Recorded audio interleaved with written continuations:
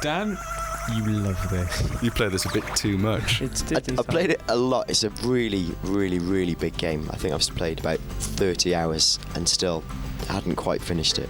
It's really epic, and you start here out on the beach. This is Destiny Island, and the lead guy Sora is the little dude with the stick. Sort of fights with all his pals and does all these little challenges, like these races. Some really good little sub games in there. Like this is quite a good little sub game. Later on, there's ones where you're sliding on a big vine with Tarzan, which is really, really well done. And yeah, it's just a really excellent classic sort of Square production values, all the Disney charm. We haven't seen it here yet, but there's a really good real-time combat system, which I really, really liked. Oh, in fact, we're seeing it now. Here we go. Yeah, you just you click the trigger button, you lock onto your foes, and then it's just a case of like whacking the button. It's quite simple, but it works really, really well. Later on, as the game develops, you obviously get better weapons. Well, by that you mean you get a massive key, which is a bit strange. Here it is, yeah, the key sword. But you develop new combo attacks and you get magic, and in sort of traditional Square fashion, you'll get the summons. So you click and you get people like Simba from The Lion King to help you out, and Dumbo, and powerful beasts such as Bambi to come in. Are they good at fighting, Bambi? Yeah, brilliant. Yeah, really tough.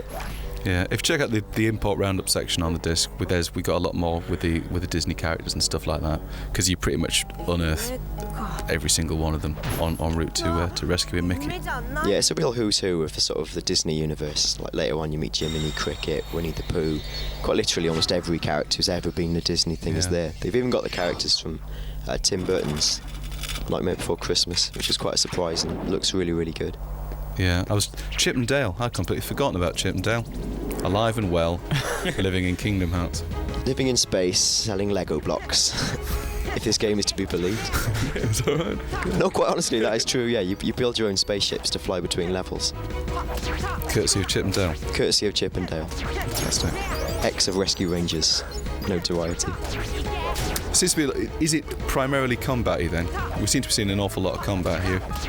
It's still got its RPG roots and like the character development system, but yeah, I mean, I'd almost liken it more to a sort of action adventure, just with twiddly, RPG bits. It's not entirely removed from, say, Onimusha, but just not as exciting or Bloody. Full of sharp swords or anything. Quite frankly, yeah.